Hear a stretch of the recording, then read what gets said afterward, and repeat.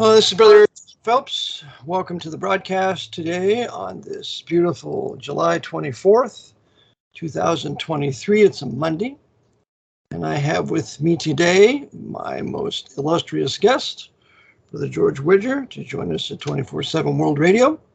Please remember us in your prayers as we're continuing to work on having a new host. But in the meantime, we will continue our podcasts with the most wonderful discoveries of Brother George. So, Brother George, welcome to the broadcast today. Well, thank you, Brother Eric. As always, it's a pleasure to be on with you. Always a pleasure to have you. So, what is your topic for today? Well, before I get into those, I'd like to share my scripture verse. Exodus 20, verse 13. Exodus 20, verse 1-5. Thou shalt not steal. Okay, this might seem like a fairly straightforward commandment, and it is. This applies to individuals. However, it seems as if that in most of the world, and this has been the case for millennia, thousands of years, this doesn't appear to apply to governments. They have carte blanche to basically take whatever they want. That's what they've done here. It was on March 9th, 1933. The commander-in-chief seized every person, place, and thing in this country as booty of war as a result of Proclamation 2039 of March 6th, approved and confirmed by Congress on the 9th, and then restated or continued with Proclamation 2040 later on that Thursday, which was March 9th, 1933. So you're right. Governments, wicked men in power, will do anything they can get away with, and unless they're limited by a written constitution and a populace that has guns to enforce those limitations. So, indeed, it has stolen from us. America is bankrupt as of June 6, 1933, when no debts could be paid in gold.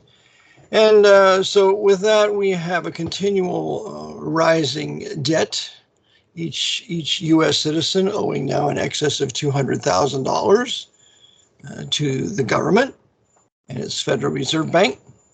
And so they have destroyed the middle class. They've stolen it. They've stolen our gold. They took our silver. They took our gold. And hence we find ourselves without title to anything. So that's what's been done here, thanks to the Jesuit order running the District of Columbia since March 9th, 1933. So go ahead, brother. Well, not to belabor the point. So if I take something from you that doesn't belong to me, that's called theft. If the bank takes something from you that doesn't belong to them, that's called doing business. And if the government takes something that belongs to you, that's called taxation. Yeah, and especially since they imposed this tax in March of 1943 called the the Payment Act, that was concocted to get everybody to donate to pay from the private sector the income tax, the Current Tax Payment Act. That's what it was, 1943. And the one who concocted the withholding was a very evil man named Beardsley Rummel. And it's Beardsley Rummel who then put the contract out there at the W4 for everybody to sign it. Go ahead, George. Well, people have said, listening to us, when I've been working with you for 4 years, since July 2019, and listening to you is like playing the roulette table. You never know where the ball is going to land. We can be talking about something that's going on right now, or we can talk about things that took place centuries ago. So well, I guess that's a fair analysis. So, however, I'll try not to make you too dizzy. Okay, George. So I just want to bring up new stuff. With all the new stuff you give me, you do make me dizzy. Of course, maybe I'm dizzy. Okay, well, I'd like to talk about a couple of current events, and if time permitting, go back to the 4th century AD, about 1700 years ago. So last Friday, I guess is the 21st, Anthony Benedetti, better known as Tony Bennett, died at the age of 96, almost 97. He was born on the 3rd of August, 1926 in Long Island, New York. And he was a famous crooner in the 1950s and 60s. He is friends with Frank Sinatra, Dean Martin, who was born Dino Martini, and he was married. He was an Italian Roman Catholic. How could you ever guess that, given the name Benedetti? He actually was married, well, he married his first wife in St. Patrick's Cathedral in New York City. Oh, really? Okay. And yes, I wonder who was the Archbishop at the time. It probably was Spellman. Yeah, Spellman became a cardinal in 49, and he became Archbishop, I think, in 39. So the one before him would probably be the Archbishop. Now, here's a couple of factoids about Tony Bennett. He was very popular in the 1950s and 60s. His probably biggest hit was "I Left My Heart in San Francisco," which came out in 1962. Nowadays, people leave something else there, but we won't go there. Anyhow, he was drafted during the final phase of the Second 30 Years' War, aka World War II. He was drafted into the U.S. Army, and he was served in a combat unit, but is almost immediately transferred to an entertainment unit. And this was Tony Bennett. I guess is correct. Tony Bennett. Okay. So he spent some time in occupied Germany, and he said, "You know what? This is back when the U.S. services were still segregated." And he said in his biography, "I saw firsthand the evils of segregation. So to identify with my black brothers, I decided to go each in their chow hall in Germany." And he was a strong advocate of civil rights his entire life. Of course, as all the Catholics were, strong advocate of forced race mixing to take away your choice of who you wish to associate with. And instead of advocating that because the blacks excelled with their own units, like the Red Tails, they were all black and they excelled. I had a guy that used to come to me for health matters, and he remembered during World War II that the Red Tails were requested by the white bomber pilots because the Red Tails were told by their black superiors that if you lose a bomber, don't come back. So they fought their hearts out. So they excelled with their own race, within their own Red Tails. But when you begin to forcefully race mix, that's when performance goes down. And that's exactly what the Jesuits wanted out of forced miscegenation of the military. And so, because Tony Bennett's associated with the Pope's entertainment industry, and the Pope wanted forced miscegenation, hence we have Tony Bennett eating with the blacks in the chow hall and leading the example of these Italian Roman Catholics race mixing with the blacks. Go ahead. Well, I guess there's going to be a bit of a theme here because I'm going to be talking probably for the next 7 minutes about music in different genres and different eras. Now, as I said, Tony Bennett was a popular singer. Back he had his heyday. And one other thing I want to mention too, since we're talking about these Irish Catholics and these Italian Catholics, remember Frank Sinatra was a big promoter of black-white race mixing in his movies and also in his entertainment. He was one of the foremost pushers of that in the entertainment industry. So we see the mafia pushing that with their entertainers all the time. Yet meanwhile, the mafia families would never interracial marriage with any blacks, pursuant to the purposes of the papacy. So this is a very important thing we must point out here, that the Jesuit ruled Hollywood with their Italian Catholics, and later on Robert De Niro, he's going to take a black woman for a wife. So they're trying to lead the example, to miscegenate and race mix the country, to weaken the white race, and ultimately find ourselves where we are today. Well, I wasn't going to bring this up because I wasn't prepared, but I just sent you a clip over the weekend from the intro to Godfather 3, 1990, where I guess there's like a cardinal or archbishop who's talking talking to Don Corleone, played by Al Pacino, Michael Corleone. And I guess this is supposed to take place in the 1970s. And he's basically saying, hey, Mr. Corleone, the Vatican is in bad shape financially. You can give us about $700 million. And so they're haggling over how much money they're going to loan. Which is another propaganda ploy of Hollywood, because the Vatican is the richest corporation in the world. I had a Bible college teacher, Mr. Willie, at Lancaster Bible College, tell me there was a time when the Vatican was in financial trouble. The Vatican's never been in financial trouble. That is a total lie, and especially since the Great Depression, when they bought up all of Wall Street for pennies on the dollar in 1929. So this whole nonsense that the Vatican was in financial trouble is about as ridiculous as airborne nuclear war. But go ahead, Brother George. Oh, okay. However, which makes me want to actually watch the movie. Well, I'd like to go through the whole series, and we probably have to do several presentations on what they're telling us through the series, but we'll have to talk about that down the road. Sure. But I know that we've started doing streams last month or so, and I noticed that people have posted comments on the videos, and I do read them, and I would like to respond to at least one. Something that came up a couple of weeks ago was we were talking about Mozart, Wolfgang Amadeus Mozart, who lived from 1756 to 1791, and I said he was basically a creation of the Vatican / the Jesuits. And some people may say that's not completely accurate. Well, that's a matter of debate. According to, I guess, British musicologist Robert Newman, he basically was. Now, you'd have to take Robert's word for that, because he's far more qualified to discuss that than I am. Now, granted, he did have some talents. Well, George, probably a combination there.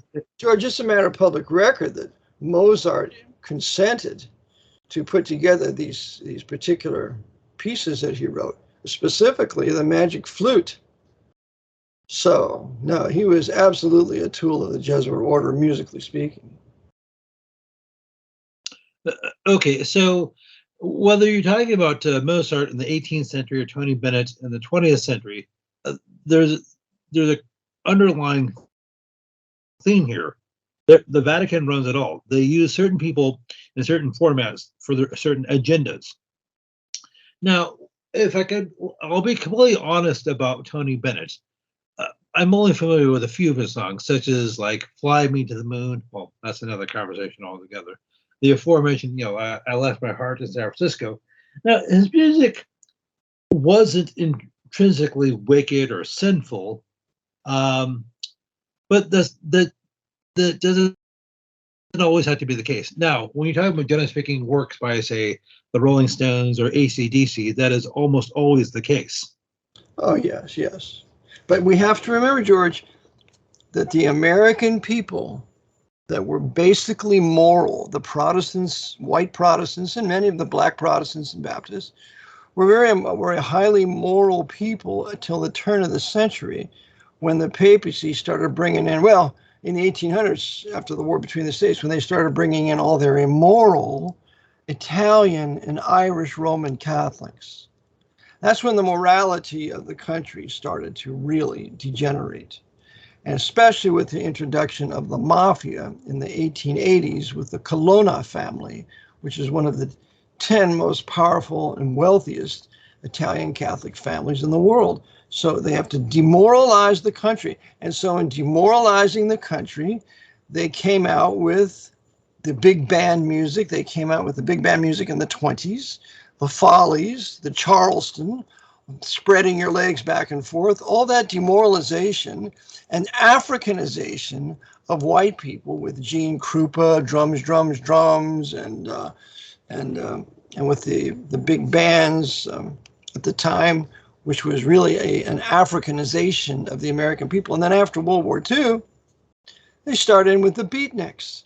And then ultimately the sex pervert Elvis Presley, where all the white women can fawn over him, and then Little Richard, and so so you see my transition I'm trying to illustrate here from the 1900 to to the 20s, to the 30s, to the 40s, to the 50s, the 60s with the Beatles. It's a continual down slide of wickedness in music to the point where there's no beauty in it anymore. And you have to go to other eras to listen to truly beautiful music. Go ahead. Well, okay, this may sound redundant, but if I could just chime in on what you just said, brother. It seems that going back to at least the 1920s, there seems to be a degradation of music with each subsequent decade. Yes. Jazz, which goes back to the beginning of the 20th century in places like Chicago, New Orleans, didn't really become popular in the U.S. and the rest of the world until the 1920s, so roughly 100 years ago. And jazz is black music composed by blacks. Right. Okay. So to endear jazz to whites is to Africanize the whites. Mm-hmm. Go ahead. Okay. But as I said, jazz became just as popular in Europe as it did the United States, specifically places like Paris, Berlin. As a matter of fact, there was like, there are certain jazz hotspots of the world. The aforementioned New Orleans, Chicago, New York City, Paris, Berlin, and it seems as if the Parisians are, okay, you're going to say something. With that jazz imposition on these white populations, it promotes miscegenation, race mixing, or amalgamation. So that's the grand purpose of jazz. Yeah, so it softens people's up. It's like before you have an invasion, you need to weaken your enemy. You do it with, I'm talking figuratively here, but maybe even literally. But you need to, before you invade. Yeah, that's Sun Tzu stuff. That's Sun Tzu, The Art of War. Sure. Mm-hmm. Okay, so before you invade your enemy, you had to weaken him. So you soften him up by lobbing artillery shells, and then you might you might send some like paratroopers behind the lines to cut, to disrupt communications, things like that. So I think, in my opinion, the 1920s were setting us up for the 1950s. The 1950s also setting up for the 1930s, because you see the 1930s is when the civil rights movement really began with the Jesuit John Lafarge in the 30s. So that's right. So it sets us up for that in the 30s and the 40s with World War I and all the jazz, and then in the 1950s, as you say. But it's a wonderful, it's an intriguing transition of music from a high music to a low Africanized drum beat, repetitious chanting music that's done not only among the blacks, but also among the whites too. Go ahead. Oh, okay. I thought we closed the book on Tony Bennett. I'll just say one thing. Okay. Now, it seems as if one thing that I will say about Tony Bennett is that at least Satan used to be a little bit more discriminating as to whom he used for his puppets. I mean, because way back when, you had to have at least a modicum of talent to succeed. Yes, yep. You had a great whereas, I don't mean to sound like a grumpy old man, but whereas today, talent appears to be optional because everything is CGI, computer generated, AI, and basically, to be successful today, you basically just need a pulse. You need somebody backing you with power and wealth. That's what you need. If you have that, then you can do it. Mm-hmm. I mean, there is talent out there that's wonderful. There's that young white guy. He has a beautiful voice. I forget his name. He's kind of heavy. He's overweight. But just a perfect voice and hits every note perfectly. I can't remember his note. So the talent is there. You just have to find it and then sing truly beautiful music, which is medicinal, but not this chanting and yelling and screaming and sex all the time. And they got everybody preoccupied with sex, which is part of the Africanization of the white people. And that's what they've done with this music, with this noise, I should say. Okay, boy, I'm not sure whom you're referring to. I wish, well, hopefully you'll come up with this. I mean, can you think of anything he's done?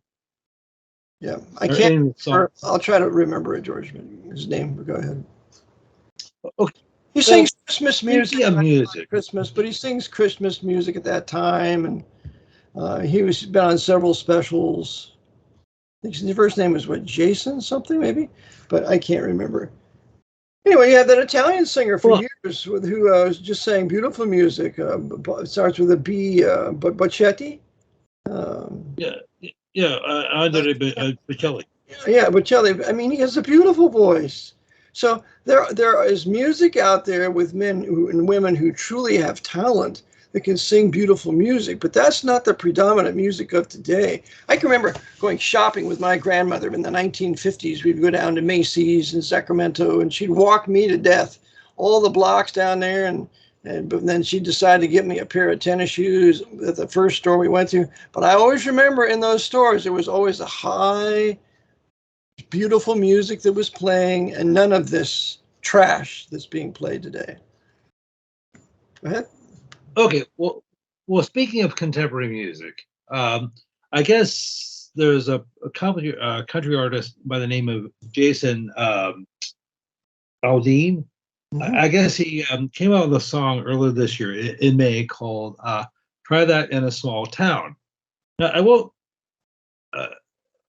assault your eardrums by trying to sing it, but basically, he's talking about how people who live in these small communities tend to be safer because they know each other, they look out for each other, and they believe in things like the Second Amendment. And they're armed, and they're And not to have their property destroyed by these black savages or these white savages, Antifa or Black Lives Matter. They're not going to put up with it. They're going to shoot them as they ought to be shot. And if the cops aren't going to shoot them, then the people need to shoot them. But that has to be completely not tolerated. Nobody has the right to go around and destroy somebody's culture, somebody's property. You want to destroy property, I'm going to shoot you. And that's just the way it ought to be. Anybody who stops you from doing that's a criminal. And that's why the government, the military government, is a criminal government, because it wants to prevent white people from protecting their property against these Antifa savages and these Black Lives Matter savages. And when you defend your property, you're going to have the savages from the police and their SWAT teams going to come out and take your gun because you wanted to protect your property, which makes them criminals too. The purpose of government is to protect your property in exchange for your allegiance. You get their protection in exchange for allegiance. That is the law. And if they're not going to give you protection, you owe no allegiance to it. That's the law. Go ahead. well, amen. Well, okay, so Mr. Aldean, I guess, came up with a song recently, and I listened to it for the first time last week, and it sounds perfectly reasonable. I agree with this. Yep. Of course. Now, there's always so what's the punchline? So I guess this created a bit of a flap among the communist media. I have to laugh. I have to laugh at that, because you can have these black savage wenches like Sister Souljah, and she can talk about killing the white man, and that's okay. The media doesn't get all up in arms about that, do they now? Because the media is totally controlled by the Jesuit order.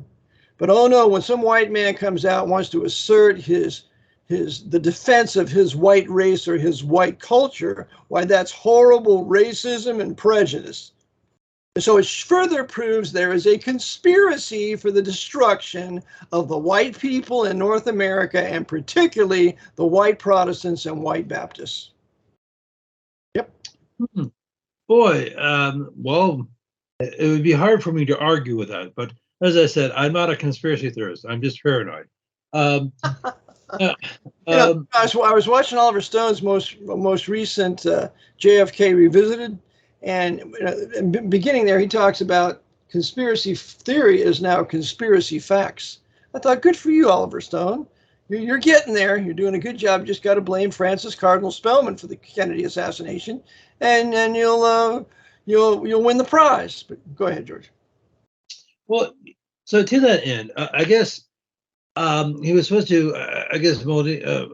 Aldean was supposed to get an award from the Country Music Association, the CMA, and he got a prize for like best artist or best song, something like that. And well, it turns out they decided not to play the video of the song at their award ceremony, I guess in Nashville, because it showed some savage blacks engaging in crime and destroying property. That was in that video, which is the truth. We can't show the truth, can we? Well, it turns out that the CEO, the chief executive officer of the CMA, Country Music Awards, is Sarah Traherne. Oh, we got another white TRA woman. Okay, which are the worst, but go ahead. Okay, she got her undergrad degree from Georgetown University, which is good little Jesuitess doing her job and furthering the design of destroying historic white country Protestant culture. That's great. Good for you. But okay, see, so you're doing a great job here, George, because you put the Jesuit connection to her. And so now the Jesuits have suppressed the defense of historic white Protestant and Baptist culture by going after this, whatever his name is. Jason Aldean. Jason Aldean. Mm-hmm. Not that he's any kind of a Christian man, and he's obviously an ungodly man, but what he sang in that song is true, and that's the heart and soul of the matter. Okay, so you won't talk about his earrings or his tattoos, but hey, nobody's hurt. His earrings, or his abandoning his wife and children and taking up with some younger woman. Yeah, all that's sin. Yeah, go ahead. Okay, so one of the people who spoke out against him has been, I guess, there's a popular singer, or was a popular singer, named Sheryl Crow, who's 61 years old. She was born on February 11th, 1962. And I didn't know this until last week because I hadn't followed her career. She had a couple of big hits in the 1990s, like All I Want to Do, If It Makes You Happy. So basically, she hasn't had a hit in 25, 30 years. However, she felt compelled to denounce him and say, hey, you're advocating white supremacy, lynching. See that just torques me off. So you know what? Take that little white wench and move her right downtown to Watts. She can live down there with all the blacks in Watts. She can go over here in Harrisburg and Hall Manor, and she can just move right in with them. If they're such wonderful people and they're going to treat you right. I had a girlfriend that lived in Vallejo. She said she was not anti-black, though she lived around them and had her property pillaged all the time. So you know what, white women, just if you want to defend those black savages, go move in next to them. You can get a real cheap property. Just go move in right next to them. You put your money where your mouth is. Go ahead, George. Okay, so I decided to dig in a little bit into Sheryl Crow. As I said, she's 61 years old. Her great-grandfather was a senator from Missouri back in the 1930s, if that's material to anything. So she is of Scots-Irish background, and she grew up Presbyterian, whatever that means. Apostate Presbyterian, Masonic Presbyterian, because the Presbyterian Church is run by Freemasons today, just like the Southern Baptist Church. So they're apostate, and they don't confront the enemies in the gates, nor do they defend the Reformation. Go ahead. Okay, well, given her nominally Protestant background, she now considers herself to be just a non-denominational Christian, for whatever that means. Now, she got her undergrad degree from University of Missouri in Columbia. Now, she didn't go to St. Louis University or a place like that. However, while she was there, she was a member of Kappa Alpha Theta sorority, Theta Alpha Iota, and she later joined, Omicron Delta Kappa. So all of these are gateways to the Eastern Star. Yep. So she's basically a female Freemason. Yep. And, if she's going to advocate these things, I'm sorry, but you're going to have to move into the black community or the Hispanic community. How about there? Because you're not living around us white people, because you've obviously betrayed us. And you're putting down white men for defending their culture. So since you want to do that, we'll just move you right down there with them. Get right into Watts with them. Yeah. And maybe after they rape you enough times and give you enough bastard children, mulattoes, maybe you might have a little change of mind. Because that's what happens to these white women that move into the black communities. I'm 70 and I've watched it for 50 years. Go ahead, brother. Oh, wow. You don't sound a day over 69. Really? Thanks, George. Just for that, I'll have you on next week. Oh, well, thank you. I appreciate that. So, so you see how they control music. Yes, you can talk about almost any other medium or platform, whether you're talking about country, popular, classical, jazz. They run it all. Now, not all of their puppets are openly Catholic or Catholic educated. You have the Sheryl Crow who's apostate Presbyterian, and so it doesn't matter what you call yourself, what label you wear. They'll use a ham sandwich if they have to. That's right. They don't care what the label is, just so long as you advocate their religion of universal equality, black supremacy, female supremacy, alien Hispanic invasion, Roman Catholic supremacy. As long as you advocate the destruction of white Anglo-Saxon Protestant Western civilization by any means necessary, you're okay. It doesn't matter what your religion is. Because that's their religion.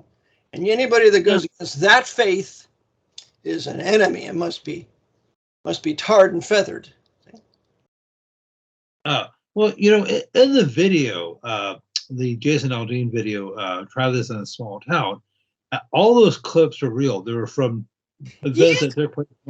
Yeah, they're real. That's my point. So how is there any hateful racism when you're putting up a clip that's the truth? It's called suppression of the truth. That's what they want. Don't you talk about that? Yeah. So, well, that reminds me. So it's just like something I became cognizant of 40 years ago when I was studying events like World War II, or what was commonly called World War II. People like the Nazis were successful, well, for a myriad of reasons. They had, unbeknownst to me at the time, they were being backed by America and specifically the Vatican. But in order to get away with what they did in other countries, they need help from the local populations, i.e. collaborators. That's right. Whether you're talking about France or Poland or Russia, wherever. Well, the enemy can't succeed unless they have people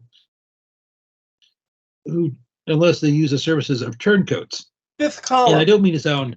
They have a fifth column. Yes. That's right. In the South, at the time of the war, after the war, they called them scallywags. The scallywags were Southern turncoats and traitors against their own people, aiding the socialist, communist, Yankee Union hordes that invaded the South. That's what Franco did in Spain. Before he took Spain for the papacy, before he took it back in 1939, he had his fifth column of soldiers that went into Madrid and took charge of everything just about and enabled Franco to take back Madrid in 1939. You always got to have a fifth column. That's what we have now with all these Hispanic invaders. Don't you think for 1 second there isn't a huge military fifth column among them? Okay? So that's a modus operandi for any war that anybody with any education in the art of war conducts. Okay, so, and you're talking about at least two types of collaborators. You're talking about those who are cognizant of what they're doing, and they're read in, and then you have useful idiots who said, hey, you know what? I just need to go along, to keep my job, to get my benefits, to get my retirement, or to get this movie contract, to get this record deal, or whatever the case may be. I'm just thinking about the immediate. I may not necessarily agree with his agenda or even know what the agenda is. I'm just looking out for numero uno. And that appears to be the case. Okay, I don't know Sheryl Crow. I've never met her, and probably I won't. But that appears to be the case with her. She's probably just simply a useful idiot. And she's a self-loathing white woman that hates being white, as the vast majority of these white women today. Because you say, hey, fellas, what do you mean? Well, show me, white woman, show me the first time you've ever said anything positive about your race. Is there anything positive? Huh? None of them have anything to say positive about their own white race. For which reason, Sheryl Crow and all those other Hollywood whores do their best to destroy the culture, and also white alpha manhood, because without white alpha manhood, you don't have a country, you don't have a nation, you don't have an army. So Jesuits have used these dominant, controlling women to destroy the manhood, the alpha manhood of white men. Yep. So anyhow, and you know, whether you're talking about Sheryl Crow or now the late Tony Bennett, you know, their handlers say, you know what, you have a little bit of talent, you can sing or whatever. We're going to use you for ends. You may not, and of course, you'll be handsomely rewarded for this. That's right. We'll give you plenty of sex, and they may actually plenty of fame, plenty of sex, and plenty of money. Lust of the flesh, lust of the eyes, and the pride of life. We'll give it all that you want. And they probably don't know what's going on. You know, Tony Bennett probably thought that, hey, you know what? I was able to sign all these massive record deals and sell all these contracts and make all this money because I just had pure talent. Now, yes, as I said before, it used to be, in order to make it, I know we've had this discussion now about what's going on in the 21st century, but you had to have some ability. You had to act, you had to be able to dance, you had to be able to sing. And say, okay, we'll make sure that you get the right part, you get the movie roles, you get the record deals, whatever. We'll back you. Right. And of course, it's helpful if you have. Too. You got to be Roman Catholic, because I can't think of very many Protestants that became famous in the entertainment industry. And if they did, they were Masons. Mm-hmm. Yes. Now, on a completely different note, that reminds me of something that you remember Fred Astaire, the dancer? Just thinking of him, George, fantastic dancer, but he was a good Catholic. Well, okay. Well, it turns out I don't have he died like 1987, and I don't have his dates in front of me. He was, he had a Lutheran mother, but a Catholic father who converted from Judaism. His parents were from Austria. They grew up Jewish, but they decided it would, not to cast aspersions. They said, hey, you know what, probably better if we became Catholics. Yeah, well, with the Jesuits running Hollywood, they had to decide through probably Daniel Lord or from some other Jesuit like that, are we going to have him in? He can dance? Is he anti-Catholic? Is he well, he's not anti-Catholic and not anti-papacy. Well, we got him in there. Yeah. And get all these Protestants dancing and forgetting about their history. And meanwhile, we're going to have them watch baseball. Yeah, while they're dancing with Fred Astaire. It's a tremendous brainwash mind game for the destruction of Reformation, and Fred Astaire was part of it. Remember Dancing in the Rain? Remember that one? It's been a while since I Dancing in the Rain. Yeah, that's a tremendous piece of dancing that guy did. Oh, so I think you're conflating him with Gene Kelly. He did Singing in the Rain. Oh, was that Gene Kelly? Okay, Singing in the Rain. Yes, the Irish Roman Catholic Gene Kelly. But getting back to Fred Astaire, there's a story that goes when he auditioned for his first part, the director wasn't too impressed with him. And in his summary, he said he can't act, can't sing, can dance a little. Well, I guess Fred had me beat, but anyhow. George. I know that was a long setup for a less than impressive. You have an ability in comedy, and you're throwing it away. But go ahead. So, anyhow, but as I said, they're assessing you. The Jesuits have run Hollywood and the whole entertainment industry for a long time, if not since its very inception. So they look at people They've looked at their skill sets. Can they sing? Can they dance? Can they tell jokes? And said, yes, we'll plug them in. And they may not know this. It's helpful. Are they Catholic? Are they Catholic educated? Are they Jesuitically educated? Are they Jewish? Yes. Well, yes, if they're Jewish, that's helpful. We'll make them or directors or accountants or whatever. And we'll make their movies immoral. We'll make their movies immoral, so when the country begins to get demoralized, why then we'll use our other Jesuit coadjutors to blame the Jews and not us, the Jesuits. So that the Jews serve a very important purpose for the Jesuit order, the demoralization of the culture, and then the justification for their annihilation. And that's exactly what was done in Germany before World War I, before World War II, and shortly before Hitler came to power.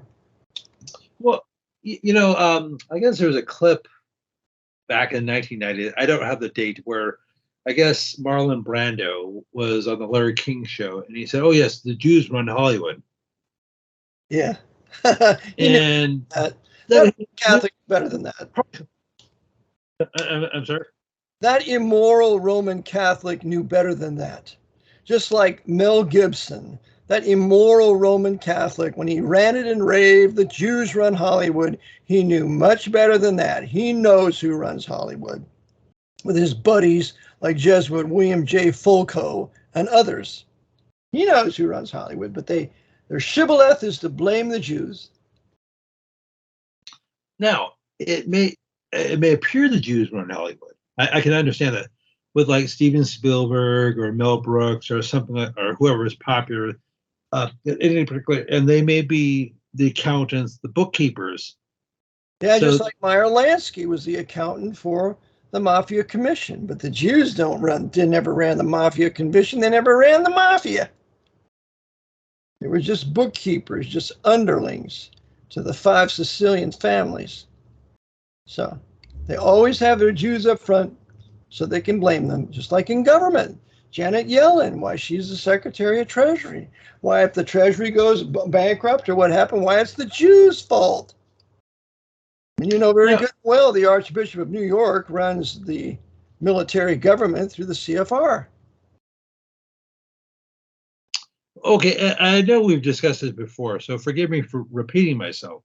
But you're talking about papal court Jews, and they use other terms. For example, Dianne Feinstein, I guess for the time being, is the senior senator from California. Now, on her back, I know we've discussed Dianne several times. She's German Jewish on her dad's side, but Russian Orthodox on her mom's side. Now, for good measure, she was trained by the good sisters at Sacred Heart Convent in San Francisco. Yeah. And is that affiliated with some order or what? Because the Jesuits everything. Are the founders of the cult called the Sacred Heart. The whole bit about the Sacred Heart arose with the Jesuit order. And the Sacred Heart of Jesus. That's their little creation. So how come nobody talks about like the sacred liver or the sacred pancreas of Jesus? Yeah. And I was just wondering, or if Anne is supposed to, according to them, Mary is the mother of Jesus, therefore the mother of God, and Anne is supposed to be the mother of Mary. So Holy Mother of God. Holy Mother of God.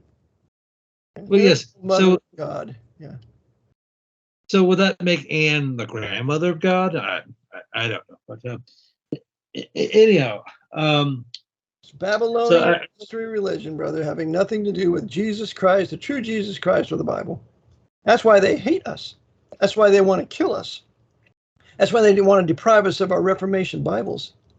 And that's why they want to take everything that God ever blessed us with. That's why they want to blame us for everything. What the terrible things we did to the Indians, the terrible things you did to the blacks. It's all the wicked white man, the wicked white man. It's a shibboleth that never ends every day, so that the young white children begin to hate themselves because they have no adults to defend them with true history. And this whole music degeneration is part of it. Same way in film. Something I wanted. I had several other topics. By the way, the first curse word said in Hollywood was by Clark Gable at the end of Gone with the Wind. And he says, "Lady, Yes. I don't give a damn." That was the first curse word ever used in any movie in Hollywood. Yep. And he was a good Catholic. He even had an audience with Pius XII. Well, as Johnny Carson used to say, Ed, I did not know that. Mm-hmm. Speaking of which, and of course, Clark Gable was also high-level Freemason, but hey, nobody's perfect. Speaking of Johnny Carson, I know we've discussed him before. Back in 1988, July the 20th, Thursday, July the 20th, 1988, then Governor Bill Clinton was on the Tonight Show with Johnny Carson.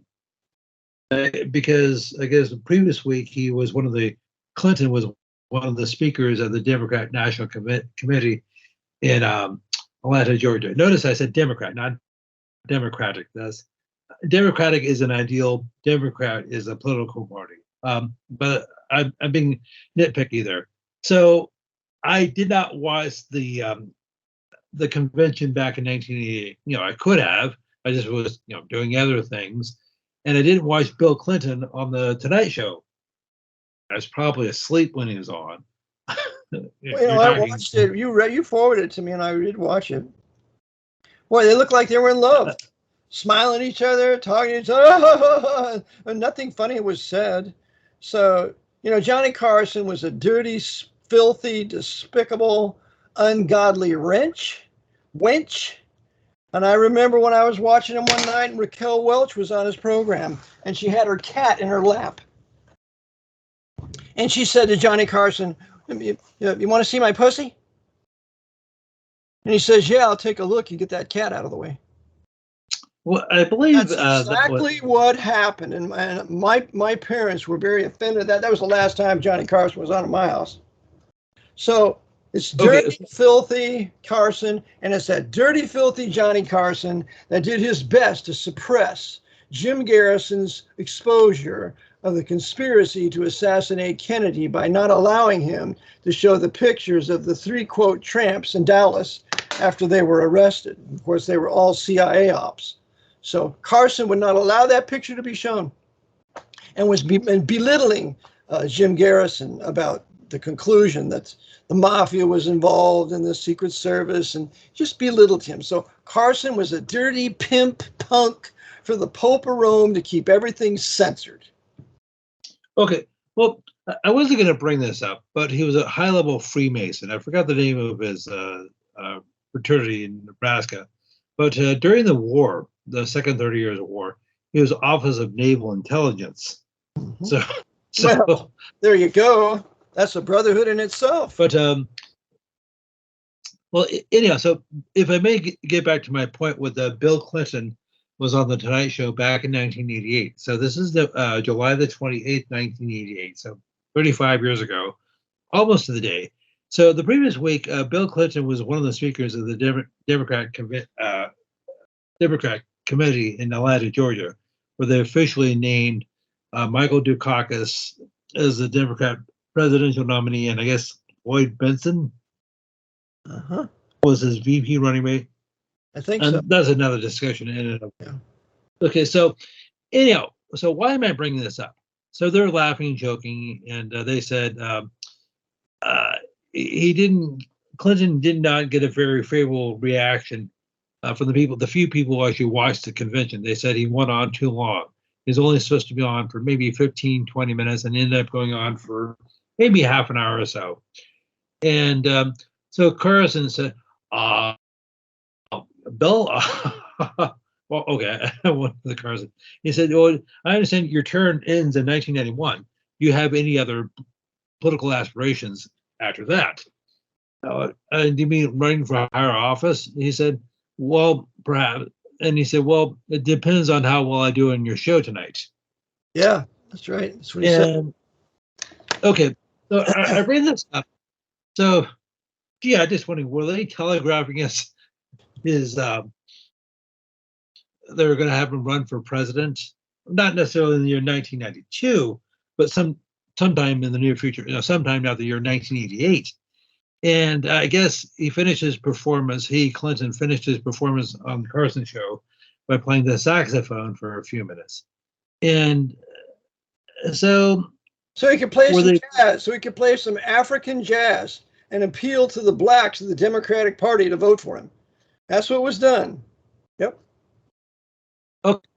He didn't okay, so I didn't realize. What's that? Did you hear me, George? He didn't play that. What? Bill Clinton didn't play Silent Night, did he? Huh? Or he didn't play the Star Spangled Banner, did he? No, he played some jazz, black jazz, to endear the blacks to him.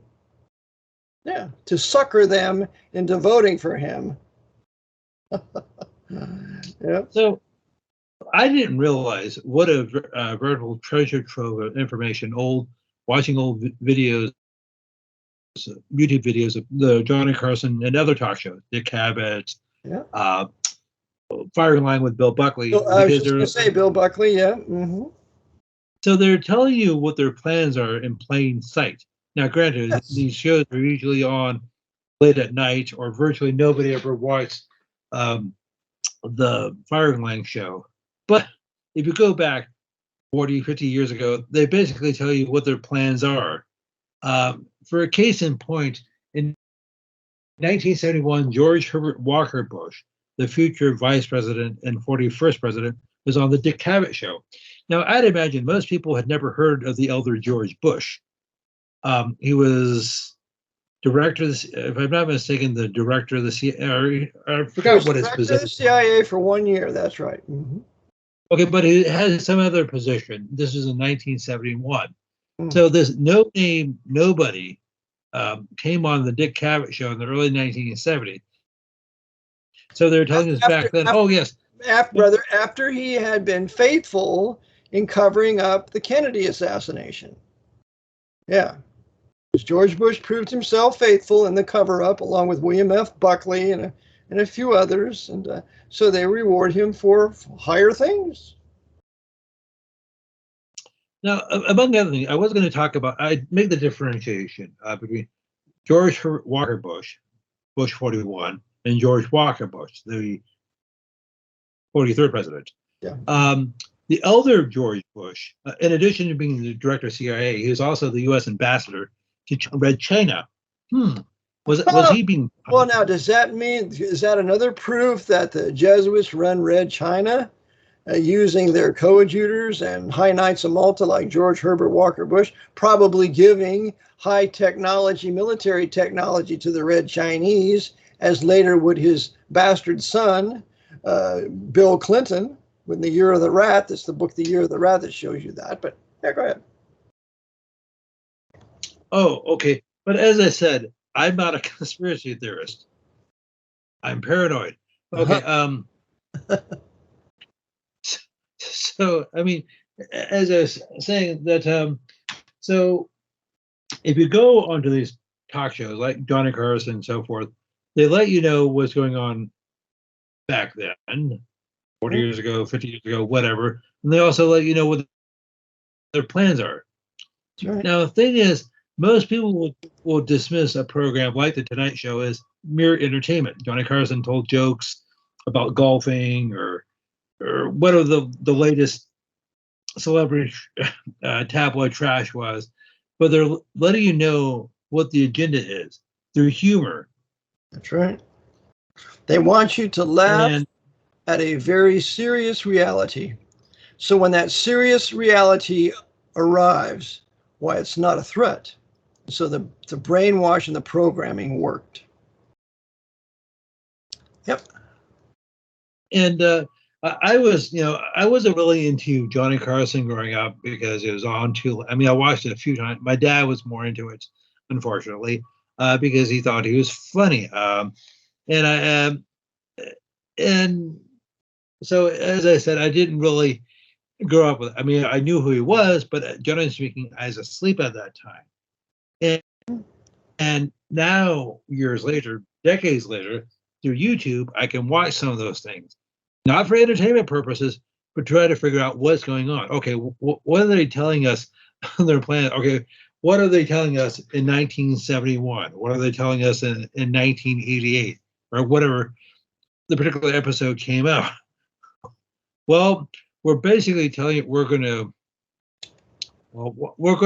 our plans are to basically rape you. I'll put it nicely. And we're going to do it with a smile and put a smile on your face, basically. You won't own anything, we're and you'll enjoy it. Yeah, it's the same modus operandi. Yeah. So, and they've been doing this for a long time. They did this with, I wish I could be more specific. I wasn't prepared to talk about this, but it was an E.G. Segar who came up with the original Popeye comic strip. Now, I know this may sound incredibly inane, but when he came up with Segar, when he came up with the whole Popeye character, it was just supposed to be funny. You're talking about this Popeye the Sailor Man and his misadventures with the olive oil and Bluto. It was meant to be. It was meant for children. It was meant to be silly. And I guess he sold the rights to Warner Brothers in 1936, 37. To go look this up. And he was not happy with what it did to Popeye. He turned him into Warner Brothers turned him into basically a propaganda machine for the New Deal. And he said, wait a second. That's right. So what is the socialist, communist, Jesuitical New Deal for the destruction of Protestant America? Yep. Mm-hmm. Okay, so Segar died, unfortunately, of some type of cancer in 1938 after he sold the rights of Popeye to Warner Brothers. And he said he was very vociferous and he was not happy with what they're doing. Who ran Warner Brothers, George? Well, Jack Warner, among others. Yeah, Masonic Jew, right? A Masonic Jew. Okay, so one of the things they did with Popeye, it was like 1937, 38, is they had him sign up for Social Security. Now, hitherto, when they were just in the print forms, it was, as I said, it was silly, it was childish, it was just talking about his adventures and misadventures, and it was just simply meant for a laugh. It had no political agenda whatsoever. But once Warner Brothers took him over, they basically used him for, to promote the New Deal. Sure.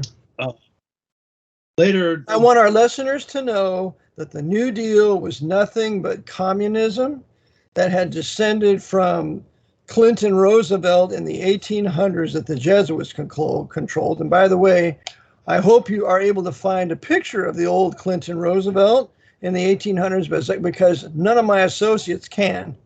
You cannot find his picture.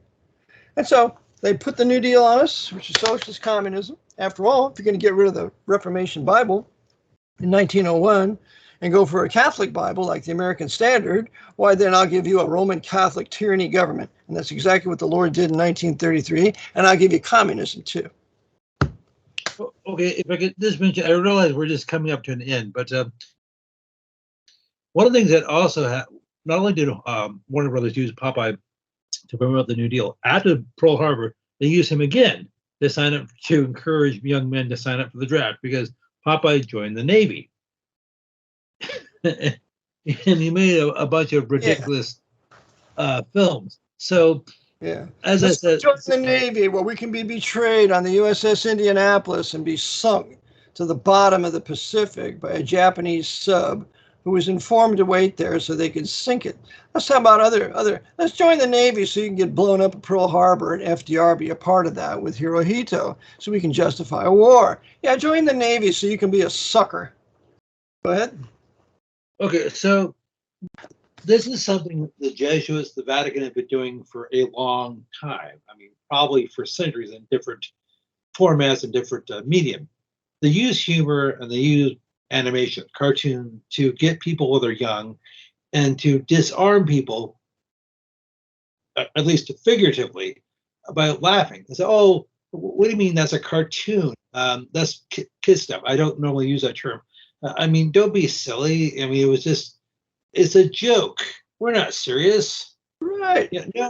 I'll never forget when I was in Bible college there, I had another married man who was a student, and he said to me one day, many a truth is said in jest, and I never forgot it. He was absolutely right, and that illustrates what you're talking about with these cartoons, George. Okay, so if I could just wrap up with the last point with Bill Clinton on the Tonight Show. This was the second time Bill Clinton was introduced to a national audience, because prior to the previous week or so, virtually nobody had ever heard of him outside of Arkansas, where he was governor at the time. Now, so that made him seem human. He seemed flawed, self-deprecating. He was gregarious, affable, articulate. And he was having a ball running the dope trade out of Mina, making money hand over fist and killing people. But go ahead. Okay, so, but this is late 1980s. So this is the pre-internet era. So people couldn't look up stuff like Mina or the various bimbos whom he had running in and out of Little Rock. And people couldn't look up the fact that he got his undergrad degree from Georgetown University, or he went to St. John's Catholic School in Little Rock, Arkansas for 6 years. So, or that he was Jock de Molay. And basically one of his handlers was Father Dick McSorley, S.J. And he was basically McSorley, who had previously been the confessor to Jackie Kennedy after the assassination of John. Okay, and in the late 1960s, Bill Clinton, a young Bill Clinton, basically got to travel all over what used to be the Iron Bloc, East Germany, Czechoslovakia, Russia, where virtually no Americans or virtually no Westerners were allowed to go. Right. And he was in there with impunity. Right. And just like William F. Buckley went into Russia whenever he wanted to. Communist Russia. Yep. And William F. Buckley was a Knight of Malta, bonesman, intimate with the papacy, and they got him in and out of communist Russia many times. Go ahead. Okay, I know I've said this before, but you had a whole string of U.S. presidents. Jimmy Carter, Bill Clinton, George Bush the Younger, all of whom are Knights of St. John in Jerusalem. You had Ronald Reagan and George Bush the Elder, who were Knights of St. John in Jerusalem. So all your presidents your U.S. presidents from 1977 to 2009 were Knights. Now, the thing is, Bill Clinton and Jimmy Carter were supposed to be leftist Democrats. The others were supposed to be staunch right-wing Republicans. Isn't that a joke? And has anything changed? It's the same program that continues, faster under the Democrats, a little slower under the Republicans, but it's the same political party, same end game. But I'm very glad you brought that out, George. All these presidents were Knights. I didn't know Jimmy Carter was a Knight of Malta. Thank you. Oh, well, yes, as a matter of fact, he was the first U.S. president. Okay, they seem to bring this out incrementally. He was actually the first U.S. president to receive a pope in the White House. Now, he did not address Congress. This is in 1979. John Paul II came to the United States, and he was the first pontiff to go to the Oval Office. And you may be saying, well, what's the big deal about? And of course, it was Lyndon Johnson, a Democrat, who was the first. And remember, it's the vaginal Oval Office. That's why it's oval. It's vaginal, after the Virgin Mary. So it's built around the papacy. Yeah. Well, and Lyndon Johnson was the first president to actually receive a pope. This was in 1960. He did it twice, 1965 and 1967. Johnson met with Paul VI in 1965 at Yankee Stadium, or the original Yankee Stadium, and then a couple years later, the Oval Office, or the Oral Office, or whatever they call it. George, it's the vaginal Oval Office. That's why they built it that way. And that Oval Office was reconditioned, at least, under FDR. I know it was built under Roosevelt, but it was reconditioned under FDR. Of course, Roosevelt was absolutely in the hands of the Archbishop of New York, and it was totally run by them. So, yeah. I'm sure. Okay, well, there are a couple of points I didn't get to. I'm sure John Paul said, well, you're taking care of my vaginal Oval Office very well, knowing that the temporal power is being exercised through this office, and I'm so glad you're doing a great job. Jimmy Cotta. Lyndon Baines Johnson. Hey, what is it, Paul VI? He came to the U.S. I think the Paul VI came to the Oval Office, didn't he? With LBJ? He did not. They actually did not go to the Oval, or at least not officially. They actually met at the Waldorf Astoria in New York City. Run by the Knights of Malta, the Al Smith Party Hotel. Okay. Yes. So there are a couple of points. I'm sure LBJ was there with his Roman Catholic concubine, Madeline Duncan Brown. And for any of you ladies listening, you must read Texas in the Morning by Madeline Duncan Brown. You will never forget it. Go ahead, George. Well, why are you recommending it just for ladies? Because a woman wrote it. And it tells how evil LBJ was. So do you think men would appreciate it? Well, sure they would, but these white women need to be tuned up a little bit. They need to understand, listen, the Vatican hates your guts, and they want to destroy you, and you need to understand what they did to Madeline Duncan Brown when they killed her son, Stephen Brown. You need to realize LBJ was all part of that. It's time to wake up. So men would benefit from it, but I'll tell you, these women need to wake up, and that's one way to wake up. Just read Texas in the Morning. Read that one. And if you want another one, read Trance, Formation of America by Kathy O'Brien. Ladies, read that one too. It's time to wake up. Anyway, go ahead, George. I won't interrupt you anymore. I know we're getting towards the end.